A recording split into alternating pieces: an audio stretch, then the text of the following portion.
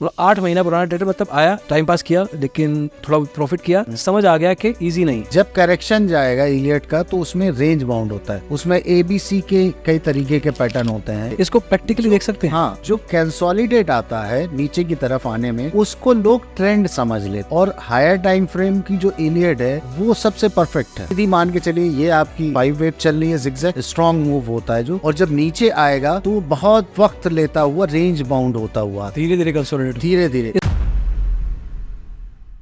8 महीना पुराने ट्रेडर को समझाना 2 लाइन में, मतलब 8 महीना पुराना ट्रेडर मतलब आया, हाँ, टाइम पास किया, लेकिन थोड़ा प्रॉफिट किया, समझ आ गया कि इजी नहीं है। ठीक है। अब उसको अगली इनिंग खेलनी है सीरियसनेस वाली, पर छोटी लाइन में। क्यों? क्योंकि इसके बाद हम इसको डिफाइन करेंगे फिर। जब करेक्शन जाएगा इलियट का तो उसमें रेंज बाउंड होता है, उसमें ABC के कई तरीके के पैटर्न होते हैं। एक सिंपल बच्चे जानते हैं जो यूट्यूब से सीखा होता है कि ABC का एक पैटर्न होता है। ABC के बहुत सारे पैटर्न होते हैं। जिगजैग पैटर्न होता है, ट्रायंगल पैटर्न होता है, ठीक है, फ्लैट पैटर्न होते हैं। और हायर टाइम फ्रेम की जो इलियट है वो सबसे परफेक्ट है।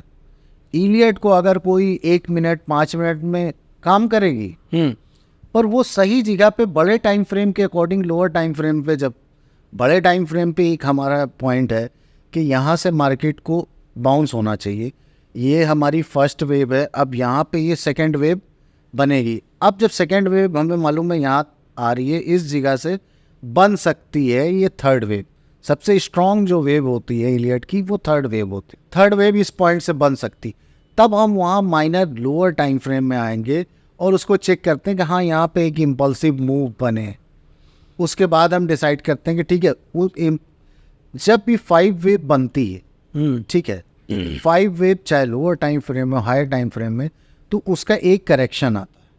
सीधी मान के चलिए ये आपकी 5 वेव चल रही है, जिगजैग स्ट्रॉन्ग मूव होता है जो, बहुत कम टाइम में वो मूव आपको ऊपर की तरफ जाएगा, और जब नीचे आएगा तो वो बहुत वक्त लेता हुआ रेंज बाउंड होता हुआ धीरे धीरे कंसोलिडेट, धीरे धीरे। इसको प्रैक्टिकली देख सकते हैं। हाँ, जो कंसोलिडेट आता है नीचे की तरफ आने में, उसको लोग ट्रेंड समझ लेते हैं।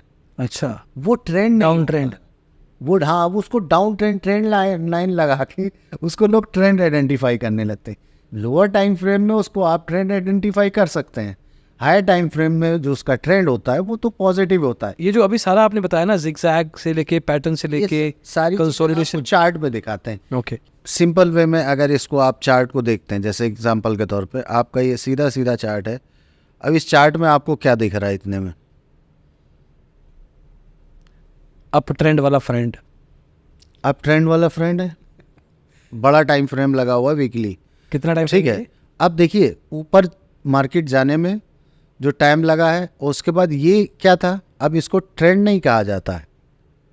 अभी इसमें आपको इलियट भी दिखाई जाएगी, ठीक है, इलियट इसके अंदर अभी आपको हम दिखाएंगे।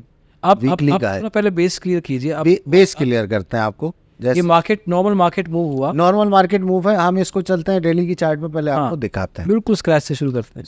ठीक है, थोड़ा आपको आसानी हो जाएगी। अब ये आपका जो है ये करेक्शन है बड़े टाइम फ्रेम का। अब इसको आइडेंटिफाई करने के लिए पहले आपको वीकली चार्ट से ले चलते हैं, स्टार्ट करते हैं। तो अब ये आपका है एग्जांपल के तौर पे, फुल चार्ट आपका पूरा हो गया ये, ठीक, क्लियर? ठीक है, इसमें आपको क्या दिख रहा है? मेरे को दिख रहा है कि मार्केट एक बार रेंज बाउंड थी, फिर थोड़ा ऊपर गई, है। फिर एकदम से लगातार रेंज बाउंड। एक मूव ये हुआ, ठीक है, आपका बड़े टाइम फ्रेम में दूसरा मूव होगा, ये थर्ड मूव हुआ, ये फोर्थ हुआ, ये फिफ्थ हुआ, क्लियर? अब ये मार्केट का मूव यही है, 1 2 3 4 5। इसके रूल होते हैं इलियट के कुछ। ओके, एग्जाम्पल के तौर पे जो हमारा ये फर्स्ट वेव होती है, ठीक है, 0 जैसे ये स्टार्ट हुई यहाँ से, इसको सेकेंड वेव टच नहीं करना चाहिए। मेरे लिए जीरो क्या है? जीरो क्या है? जहाँ से चार्ट शुरू हुआ, मतलब एक बॉटम।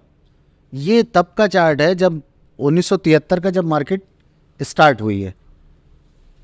50 साल रिचार्ज आपने, हाँ। ये कौन बताएगा? ठीक है, ये 50 साल 1973 में शुरू हो रहा है, 2024 में बैठे। हाँ, ठीक है, अब ये 1973 से ये मूव गया, ये आपका 3 दिसंबर 1980, ये सब मेरे पैदाइश से पहले की बात है ठीक है, ये इसने हाई लगाया उस पैदा होने से 3 हाँ। साल पहले की बात है। फिर मार्केट ने डिप मारा। अब ये मार्केट जो भी चलेगी वो इलियट की थ्रू चलेगी, और इलियट का रूल क्या है, 0 पॉइंट ये हो गया आपका, फर्स्ट आपका जो ये टॉप होता है, ओके, प्राइस एक्शन के अकॉर्डिंग ये क्या है, सपोर्ट, रेजिस्टेंस। रेजिस्टेंस था। अब ये दोबारा किस चीज़ का काम करेगा, अच्छा, आगे चल के सपोर्ट का काम सपोर्ट का काम। क्या मार्केट यहाँ पे रिवर्स टच हुई है, नहीं की। क्यों, इलियट को अपना काम करना होता है। इलियट का रूल है कि जब भी इम्पल्सिव मूव होता है फास्ट, ठीक है, इस टॉप को कभी भी फोर्थ वेव टच नहीं करेगी।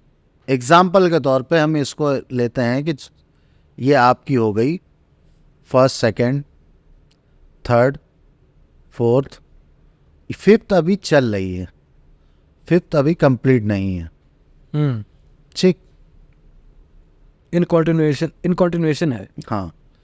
अब आपकी जो फोर्थ वेव और थर्ड वेव जो होती है, सबसे स्ट्रांग आपकी कौन सी होती है, थर्ड वेव। थर्ड वेव, हाँ, फर्स्ट वेव जो होती है आपकी, ये हो गई फर्स्ट वेव।